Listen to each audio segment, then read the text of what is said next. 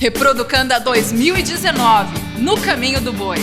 Walter Ribeiro é engenheiro agrônomo graduado pela Universidade Federal de São Carlos. É coordenador do projeto Balde Cheio nos estados de Minas Gerais, Bahia e Espírito Santo. Atua em Rondônia com a intensificação de pastagens para gado de porte.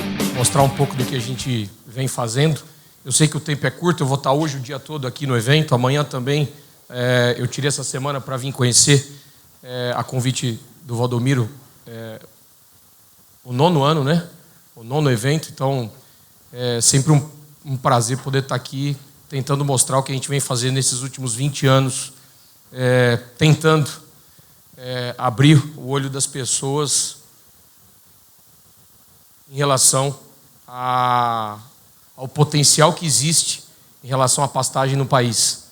A gente tem um país onde tem uma condição climática extremamente favorável e eu fico assustado. Eu tive esse ano na SBZ e depois tive em Uberaba num evento e em 2019 as pessoas estarem dando, até que enfim, a importância que a gente precisava em relação a intensificar, em relação a mostrar o potencial, mostrar o porquê que esses gringos estão vindo para o Brasil. Eles não estão vindo, eles estão vindo apenas para comprar o clima, porque eles não têm condição de produzir lá, a gente tem condição de produzir muito mais aqui. Então, até que enfim, pastejo no Brasil, intensificação de pasto no Brasil é da década de 70. E até hoje a gente vem nessa dificuldade de mostrar a importância para o produtor que é preciso intensificar. Eu até concordo, se eu tivesse há 10 anos, 15 anos atrás ido ao Pará para falar sobre adubar pasto, o sujeito ia olhar para a minha cara e falar assim, mas o que você vai gastar para adubar o pasto, eu compro mais 5, 6, 10 hectares. Mas a coisa vai mudando. E a intensificação para a sobrevivência dentro do processo de produção, ela é extremamente importante.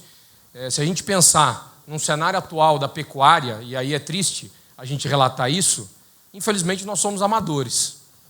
Vamos começar a comparar a pecuária com a agricultura.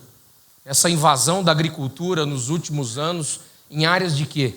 De pecuária. Se a gente não tem eficiência econômica dentro do processo, a gente está fora. Foi o que aconteceu com a cana-de-açúcar no estado de São Paulo, foi o que aconteceu com soja entrando no sul do Piauí, oeste da Bahia, e a coisa vai invadindo simplesmente por uma situação econômica.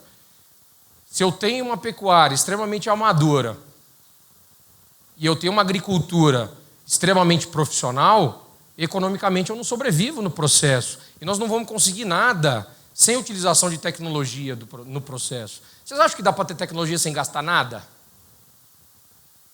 Vocês acham que dá para ter? Vamos definir primeiro tecnologia. Eu coloquei em azul ali. Essa apresentação está com o pessoal da Canda, é pública, pode ficar à vontade de depois pegar, está à disposição. Mas tecnologia nada mais é do que um conhecimento que a gente aplica para desenvolver uma solução. Tecnologia não fala em dinheiro. E a gente sempre associa tecnologia com equipamento sofisticado, com aquele drone que vai na lavoura, tira foto e fala qual é a deficiência, aquela ordenha de robô, aquela balança que pesa direto no bebedouro, então quantas vezes o animal bebe água, são a quantidade de vezes que a gente vai ter peso do animal, e tecnologia nada mais é do que um conhecimento. E a coisa é tão triste que uma das tecnologias mais importantes em qualquer negócio, uma boa parte do pecuarista não faz, que é a anotação de despesa e receita. Quanto custa anotar? Quanto custa fazer isso? Eu falei isso há 10 anos atrás, numa palestra, um produtor levantou a mão no fundo e falou assim, Walter, sabe por que eu não anoto? Eu falei, por quê? Ele olhou para a minha cara e falou, porque se eu anotar eu desisto. Eu respirei fundo, falei assim, meu amigo, pelo desespero do senhor, a coisa deve estar feia. Mas se ponha no meu lugar, você me convida para ir na sua casa como um técnico, você fala para mim que a coisa está difícil. E eu falo, mas está difícil quanto? Não, estou perdendo dinheiro. Eu pergunto quanto, você fala muito. A única coisa que eu vou poder fazer para o senhor é rezar. Ele falou, rezar para quê? Eu falei, para o senhor ter uma boa morte. E morte não é ir para o caixão, não. Morte, para a gente, técnico, é o sujeito que saiu do negócio. Dificilmente uma pessoa que sai do negócio pecuária e arrenda para uma usina consegue voltar. Quanto custa fazer 1 quilômetro de cerca hoje? 10, 12 mil reais, dependendo da região que você tiver, até 15 mil reais. Como é que você remonta tudo aquilo de novo? Agora, pelo desespero, o senhor deve estar perdendo. Agora, mostre para a gente o quanto eu estou perdendo. Mostra o tanto que você gastou e o tanto que você está conseguindo vender de boi ou de leite ou de qualquer coisa que você tenha. Para um técnico poder começar a te orientar, começar a entender qual é o principal problema. Às vezes você está preocupado com uma pombinha e seu problema é um elefante. Foi o que aconteceu há 10, 12 anos atrás, vocês devem lembrar, quando um saco de mineral disparou de preço e as jazidas de fósforo estavam diminuindo. E eu visitei naquela época propriedades que simplesmente cortaram o mineral das vacas. O mineral representa, na pecuária leiteira, de 3% a 5%. Dificilmente ele vai passar de 10% numa pecuária de corte, e o sujeito está preocupado com o mineral, sendo que se a vaca não lambe mineral, ela não dá cio, se não dá cio não emprenha, se não emprenha não pare, se não pare não dá bezerro, você vai vender o quê daqui 3, 4, 5 anos? A terra, é exatamente isso, vai vender a terra. Então, se a gente não começar a pensar que às vezes você está preocupado com uma pombinha e seu problema é muito maior do que uma pombinha, e nós não vamos conseguir resolver nada sem tecnologia dentro do processo, e tecnologia é de extrema importância para a rentabilidade do seu negócio, e não envolve equipamento sofisticado, e a gente precisa mudar isso, mudar da cabeça de todo mundo, de achar que gastar dinheiro vai aumentar meu custo. Custo de produção é o que eu gasto dividido por quanto eu produzo, não tem problema nenhum gastar, desde que o que eu ganhe seja muito maior do que o que eu gastei. Pare para fazer uma reflexão da casa de cada um e pensar quanto eu já pus de dinheiro dentro da minha fazenda e quanto aumentou de arroba de boi ou de leite no processo. Será que os investimentos pensados eles são produtivos? Nós passamos 15, 17 anos com a bica aberta de financiamento rural. Resolveu? Não, só aumentou a corda para o produtor se enforcar.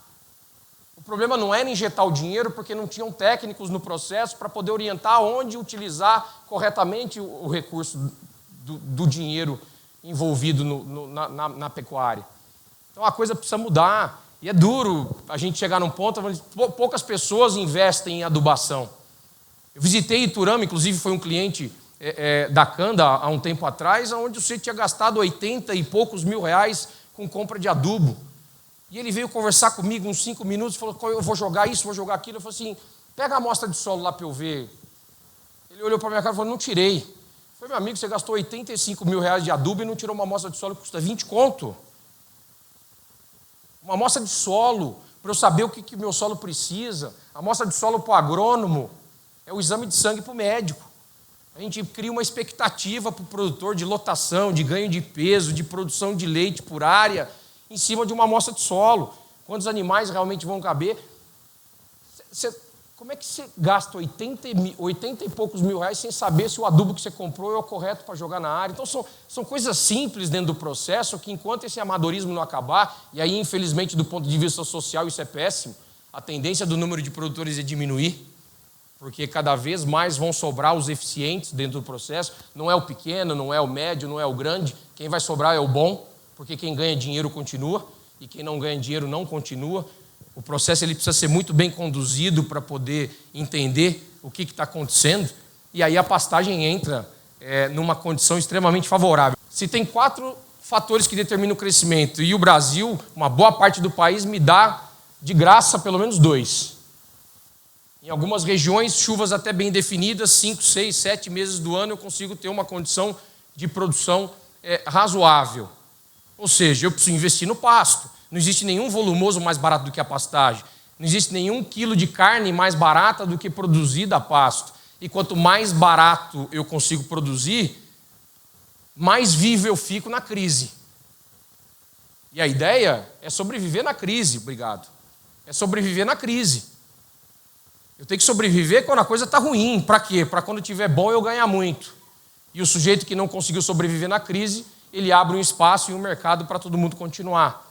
É começar a encarar uma fazenda, dessa linha mais escura para baixo, é a base... Opa, agora está funcionando bem. É a base que sustenta qualquer sistema de produção. Pecuária, alimentação, manejo e sanidade. Quando você vai construir a casa, você começa por onde? Pelo alicerce, pela base. Se a base for mal feita, o que acontece com a casa? Ela cai. Por que a gente cansa de ver as pessoas procurando empresas especializadas em melhoramento genético e você chega na fazenda e o animal passa fome? Você acha que genética vai resolver o problema alimentar de uma propriedade? O básico.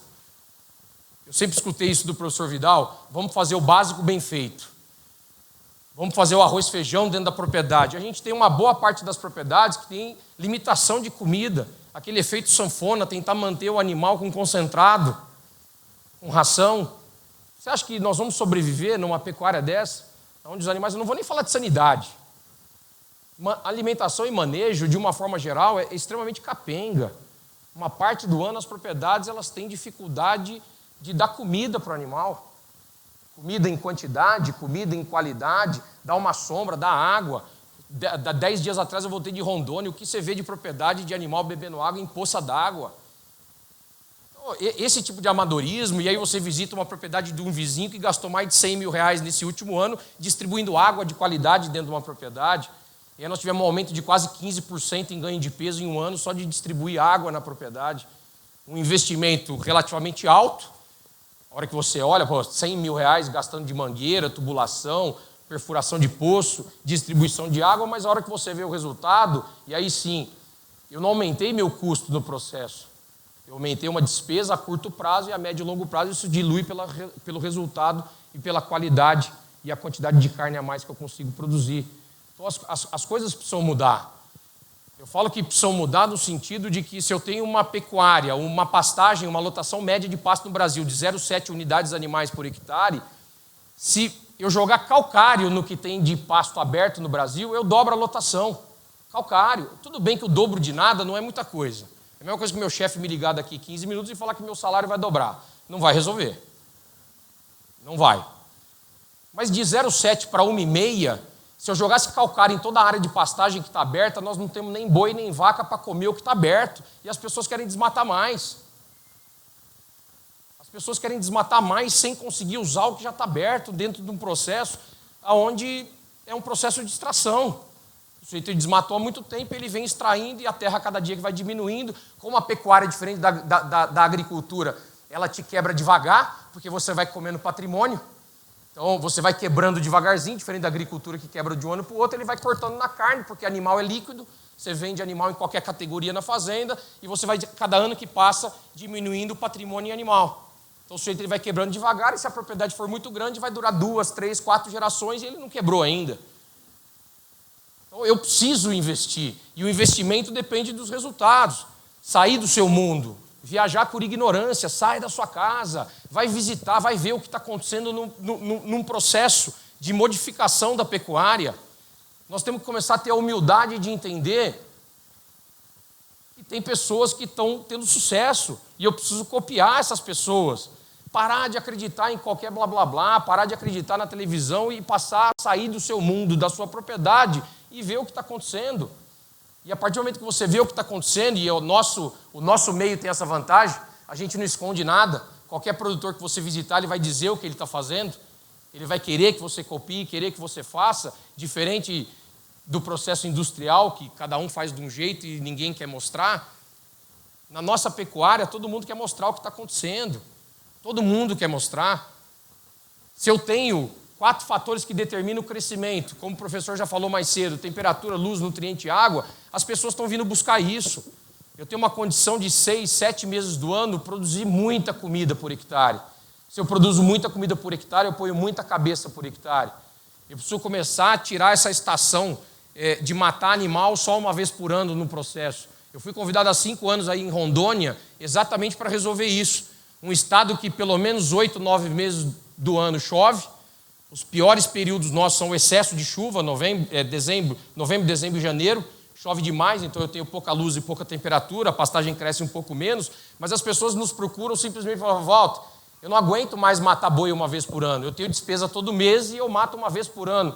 Eu não tenho saúde financeira na propriedade o tempo inteiro para minha despesa fixa. E aí você chegar numa propriedade de 5, 6, 10 mil hectares e começar a pensar pequeno. Começar a pensar pequeno. O ano passado eu fui no Intercorte em Marabá fazer uma palestra e graças a Deus antes da minha palestra foi um produtor que estava na capa da Globo Rural.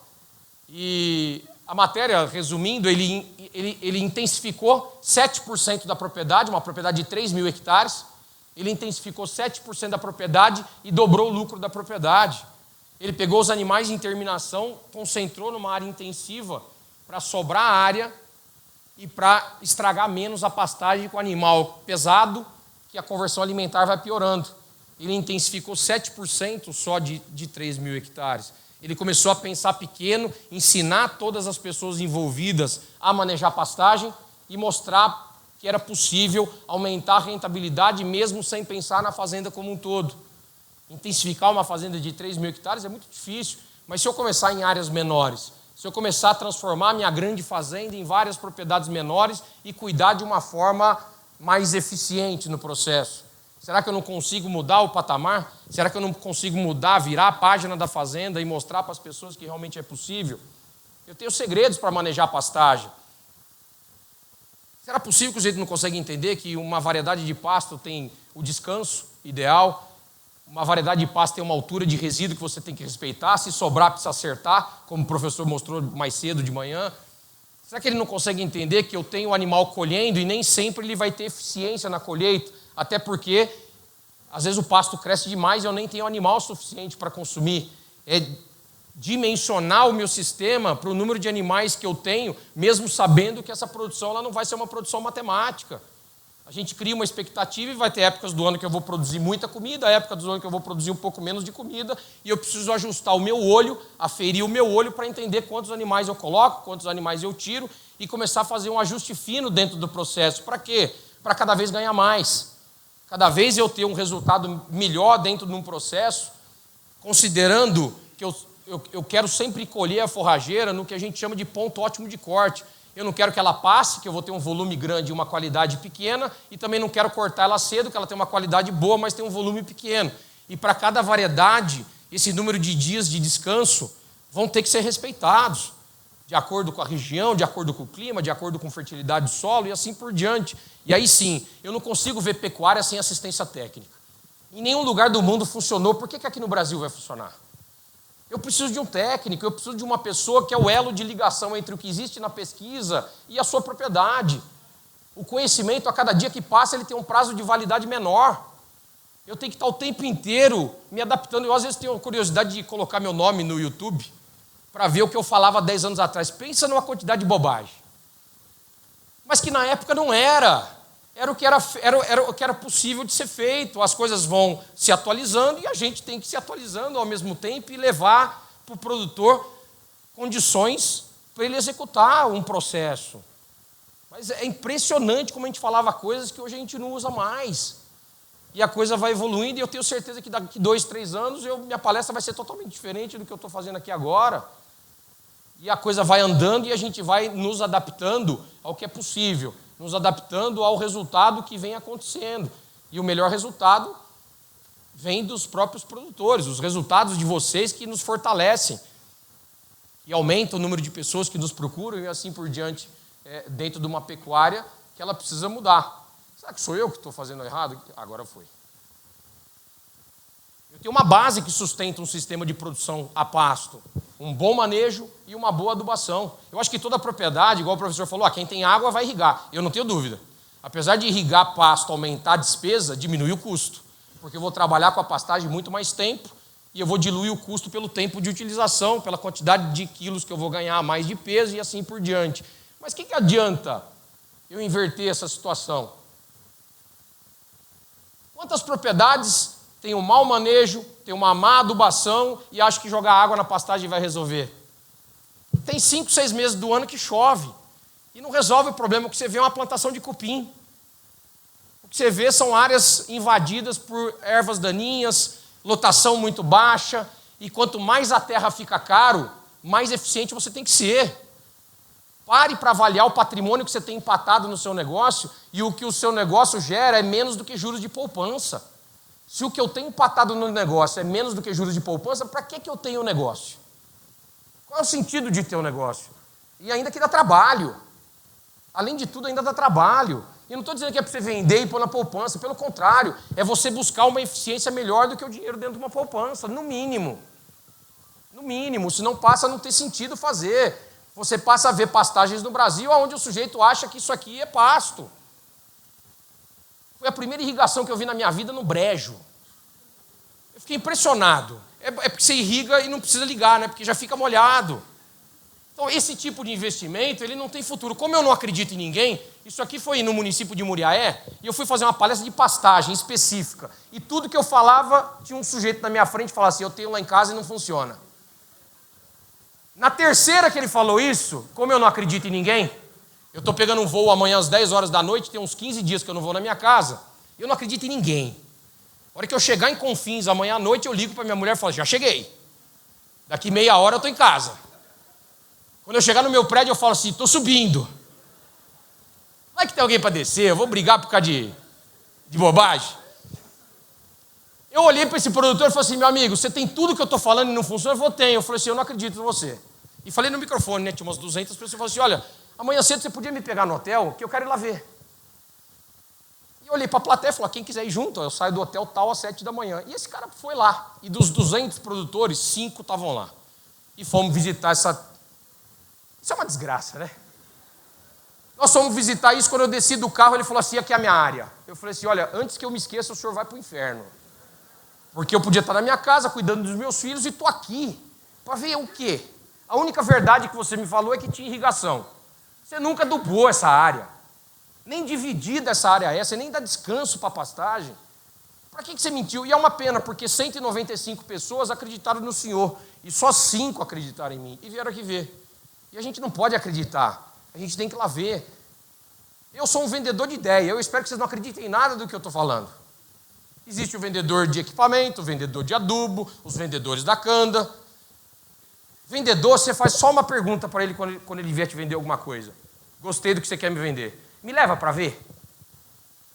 Quem comprou aqui na região de Adamantina o que você quer me vender? O bom vendedor, ele vai te pegar na mão e ele vai querer te levar lá para ver. Porque ele quer vender, ele vive disso. Agora, aqueles vigaristas que falam, não, meu produto é novo. Nós somos pecuaristas, nós podemos ficar testando. Quem testa é a instituição de pesquisa, não é nós, não. A gente só pode indicar para o produtor fazer o que a gente tem certeza que funciona. Então faz só essa pergunta, aonde tem para eu ver? Me dá o endereço que eu quero ir lá ver. E vai. A gente começou o trabalho há 21 anos atrás exatamente assim. E aí era difícil, porque você levava as pessoas lá na Embrapa, em São Carlos, para ver o que a gente fazia, o sujeito visitava, olhava, gostava, falava assim, mas também, com o dinheiro do governo é fácil, quero ver fazer na minha casa. E aí você tem que começar. Hoje não, hoje você tem propriedades espalhadas no Brasil inteiro, você tem produtores com resultados excepcionais, lotação de pastagem muito alta. Então vai lá ver. Antes de sair entrando, até hoje, eu não vi nenhuma adubação de pasto que o resultado do ganho de peso ou do leite não pagou o adubo. Evidentemente que a gente avalia o negócio um ano, né? Fecha o ano, vê quanto gastou e vê quanto que aumentou de resultado. Até hoje, de todas as propriedades que adubo, eu não vi nenhuma que o que eu joguei de adubo não pagou no final do ano com aumento de resultado, com a quantidade a mais de prenhez que eu vou ter e assim por diante. É esse tipo de gente que a gente quer trabalhando. São esses produtores que vão sobreviver dentro de um processo. Eu não tenho ideia do potencial da planta. Há 15, 20 anos atrás, a gente falava em 6, 7 unidades animais por hectare. Hoje 10, não tem nem graça. Você tem condição de intensificar cada vez mais. Eu não sei aonde nós vamos parar em relação à produção. As variedades dos capins vão melhorando, o resultado das propriedades vão acontecendo e a gente vai adubando até a planta responder. Enquanto ela está respondendo a gente continua. E aí o conceito de divisão de pasto, ele vem de um conceito da agricultura, de colheita organizada. Eu nunca vou ver uma colhedeira andando em zigue-zague na área para pastagem. O que adianta eu soltar os animais num pastão? Eu preciso dividir, por quê? Porque eu preciso organizar a colheita e dar o descanso necessário para a planta. E é assim que a gente começa a intensificar as áreas. Não é sair adubando intensivamente, é começar a dar descanso, a tirar uma amostra de solo, a dividir a área, trabalhar com mais do que um dia de ocupação. Isso aqui é uma área em Rondônia, em Ariquemes, onde a gente começou exatamente assim. O pasto no início, degradação, você divide a área, faz um centro de manejo, coloca uma água de qualidade, começa a dividir, a pastagem vai melhorando. E são áreas que a gente só jogou calcário para chegar nisso aqui. Áreas de terminação de boi em áreas intensivas, irrigadas, com mineral proteico energético de alto consumo, com ganho de peso alto. Para quê? Para terminar boi em pasto. Tentar mostrar para as pessoas que é possível confinar um boi verde. Eu consegui dar ganho de peso, são áreas de 10 hectares, são módulos de 10 hectares, onde a gente sempre coloca 100 bois de 14 arrobas, e eles ficam em torno de 70 dias na área, com ganho de peso de 1,7 cabeça dia, consumindo mineral proteico energético de alto consumo comercial. a gente nem se preocupou em trabalhar formulando na propriedade, porque a ideia inicial era convencer o produtor que era possível. Eu conseguia dar ganho de pesos altos e tirar o animal que mais estraga a pastagem das áreas mais extensivas. Eu concentrar esses animais, mostrar que era possível ganhar muito mais peso dentro do processo. Aí você vai para a Bahia, a mesma coisa sendo feito com fêmea. Aqui já é fêmea, por quê? Porque o carro-chefe do produtor é café. E a gente precisava matar os animais mais rápido. Então são animais que a gente compra desmamado de 7,8 arrobas, coloca 100 animais na área. Esses animais ficam em áreas intensivas, no caso aqui de Mombaça. Esses animais, esse aqui foi um trabalho que fez parte de um simpósio nosso. Abatemos esses animais com 12,8 arrobas, com 120 dias presos na área. E aqui já está a rentabilidade líquida, já tirando toda a despesa da propriedade. A gente já está no 4º sistema dessa fazenda. Para quê? Se eu fico 120 dias na área, a gente intercalou para todo mês matar 100 fêmeas. Por quê? Porque ele precisava do recurso financeiro entrando todo mês dentro da propriedade. Então, independente do cliente, se é leite, se é corte, se é fêmea, se é macho, a base é o pasto. Eu preciso intensificar a pastagem para colocar o máximo possível de animal dentro do processo. Isso aqui é uma propriedade de leite no extremo sul da Bahia, uma área intensiva de 50 hectares, é um produtor de 14 mil litros de leite por dia. Eu estou terminando já. Intensificamos uma área de coco, colocamos pasto embaixo, porque a área de coco já tinha irrigação, para gastar o mínimo possível. Intensificamos essa área e mantivemos o coco por causa de um contrato com a Coca-Cola, 70% da adubação é pago com coco. Então deixa o coco lá. A gente não aduba o coco, aduba o pasto, e o que produz de coco está ajudando a bater 70% de toda a despesa com adubo dentro do processo. Então são ajustes finos para a gente tentar descobrir o potencial máximo. E aí, há 4 anos atrás, o pessoal da antiga Arista, hoje o PL, nos procuraram para falar: Walter, vocês têm só em Minas mais de 2.000 propriedades com pasto intensivo, com lotações de 8, 9, 10, 12, 15 unidades animais por hectare. Será que nós chegamos no potencial máximo?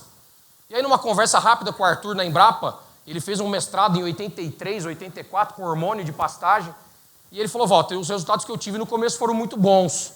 Será que, se a gente começar a trabalhar com hormônio dentro de um processo de áreas já extremamente adubadas, eu vou ter ainda mais resultados dentro do processo?